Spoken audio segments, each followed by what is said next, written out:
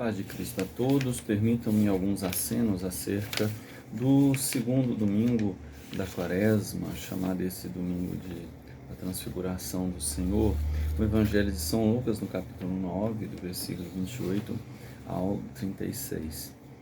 E esse tempo nos coloca entre as práticas sintéticas da existência e da vida de Cristo e também, por assim dizer, da vida dos cristãos. Dentre estas práticas está o jejum, a caridade, e esse segundo domingo nos coloca diante justamente da ação ou da oração e seus efeitos na vida do Filho de Deus, daquela pessoa que reza. O texto coloca que Jesus tomou consigo Pedro, Tiago e João e vão ao monte. E ele os faz subir, né? Então, o texto diz que como que se Jesus usasse uma força para tomar Pedro, Tiago e João e fazendo-os chegar ao monte, o monte que figura o Monte Sinai, onde Moisés conta-nos o livro do Êxodo que ele leva então Araão, Nabade e Abiú. Então, assim também essa figuração de que não levar todo o povo, não levar todos os discípulos, levar esses três, e com esses nomes, né? Simão, que é chamado aqui de Pedro, então Petrus, que nos recorda justamente a dureza, está se colocando justamente o que? O que faz a oração, né? Então a oração vai fazer com que a pessoa ela possa vencer as dificuldades, primeiramente essas dificuldades próprias, tanto é que Jesus é que tem que tomar e consigo. A primeira leitura diz justamente no livro do Gênesis, em que Deus faz então uma aliança com Abraão, e quando ali o sol, no versículo 17 diz, né, quando o sol se pôs, se escureceu, apareceu um braseiro de fogo, então que vai retratando justamente uma experiência orante. E Jesus conduz, ao conduzir ao monte, fazer subir ao monte, faz justamente figurar esta experiência daquilo que é divino, daquilo que é celeste. O texto diz, então, com o objetivo de orar, né? Então, aqui o orar, nós entendemos justamente como esta experiência da elevação espiritual que o texto nos propõe. O texto diz, enquanto se dá, vamos frisar justamente, né, que é um acontecimento, é uma realidade. A oração, ela não é uma abstração irreal, mas é justamente uma ação da realidade humana, ou seja, o ser humano necessita disso, o ser humano precisa desta expressão, né, dessa faculdade do ser, que enquanto eles rezavam, né, então esse rezar, este orar, se dá justamente no sentido de colocar, né, expressar seus anseios profundos diante de Deus. Que anseios são esses? Nós ouvimos na primeira leitura, Deus faz uma grande promessa a Abraão. Então, a liturgia vai nos colocando o quê? Que a oração é justamente esta porta, esta abertura, esta compreensão para como alcançar os objetivos, os grandes objetivos. O texto vai dizer que o rosto de Jesus, a aparência de Jesus mudou. O verbo grego ereton, né? Então que heteron, né? Então isso do hétero, isso do diferente, então para dizer, né, que o rosto de Jesus, né, a face de Jesus, ela se torna, ela foi constatada como uma identidade diferente. E suas roupas, né, a roupa muitas vezes é o status da pessoa, né, diz que essas roupas ficaram então luminosas, né, exastraton, para justamente dizer, né, que para além da luminosidade dos astros, né? E de uma brancura que o texto vai dizer leukos, que significa a pureza. Então, Jesus rezando, ele alcança esse status, né, de similitude divina, para mostrar justamente que a oração ela produz esse contato com a excelência, ela leva à excelência.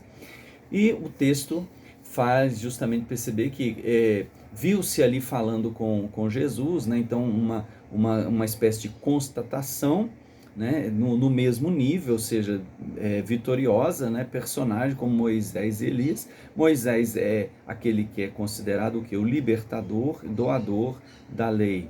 Elias, pela força que ele usou contra os sacerdotes, então coloca-se justamente um campeão. Então, um libertador e um campeão. Que o texto vai nos conduzindo, então, como vencer, como ser vencedor e como se livrar também daquelas contrariedades na existência. E eles então estão envoltos em glória para dizer justamente que eles são vitoriosos, eles são vistos como aqueles que também venceram, e falavam o que? Da morte de Jesus, do seu sofrimento. Para alcançar aquilo que ele disse, né, da ressurreição, da vitória, é preciso passar por essas dificuldades, né? Então a oração ela vai justamente iluminando a existência da pessoa para que ela possa encontrar o caminho da vitória.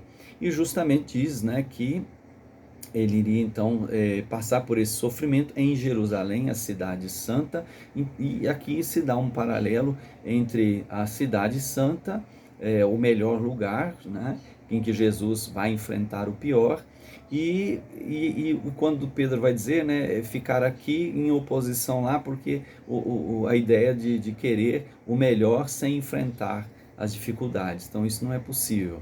O texto diz que Pedro e seus companheiros, no sentido desse que partilham, né, pedra, partilham o desejo de poder, estavam ali se deixado levar pelo sono, né? Então como quem diz assim, rezar para quê, né? E enfrentar dificuldades, né? Uma certa desilusão de enfrentar dificuldades. No entanto, quando eles, né, percebem essa glória, né, diz o texto, né, ao despertarem, né, ou seja, tomaram interesse quando viram essa perfeição, essa vitória de Jesus. Eles então se despertam, a forma de dizer, né, que eles agora estão interessados, né, como conseguir isto, e, e diz o texto, né, vendo que estavam se distanciando Moisés e Elias, né, ou seja, para dizer que esta vitória, né, esta força que foram passageiras, não são compatíveis, porque a vida e a vitória em Jesus ela não passa, a vida e a vitória não passam em Jesus. Pedro usa a expressão que o Lucas usa de epistata, como aquele que ensina com a referência do alto. Ele diz, né? Temos um desejo, né? É bom estarmos aqui, ou seja, ficou interessante, né? Ver esse nível de vitória, esse nível de alcance. E ele então se dirige a Jesus, né? Para construir ali tendas. A tenda é a morada provisória, né? Então, e o texto, né, vai dizer que uma para ti, né, outra para Moisés, outra para Elias, como se, né, na cabeça de Pedro, porque não entende, o texto até vai dizer isto, que ele não compreende, ou seja, não entende a lógica de Deus. Ele pensa que a lógica também é uma lógica humana, de vitória, de poder, de força, de guerra. E o texto diz, né, ele não sabia o que estava a dizer, porque ele não, Jesus depois vai dizer, você não pensa como Deus, você pensa como os homens, ou seja, falta a lógica de Deus no pensamento de Pedro, e essa lógica só pode ser adquirida medida da vida de oração, da intimidade com o Senhor. O texto, no versículo 34, diz que enquanto Pedro assim falava, ou seja, expunha a sua lógica, diz que uma nuvem, né, uma névoa clara, A nuvem é este acontecimento da manifestação da divindade, né, daquilo que é de Deus, do absoluto, os encobre, mas sendo uma névoa clara, não é que esconde, mas é que vai colocar dentro da lógica, dessa lógica de Deus. E os discípulos, então, eles como que são envolvidos ali, como se eles desaparecem, para dizer justamente que a lógica humana ela deve ser envolvida pela lógica divina para encontrar a verdadeira a verdadeira conformidade que foge das contradições.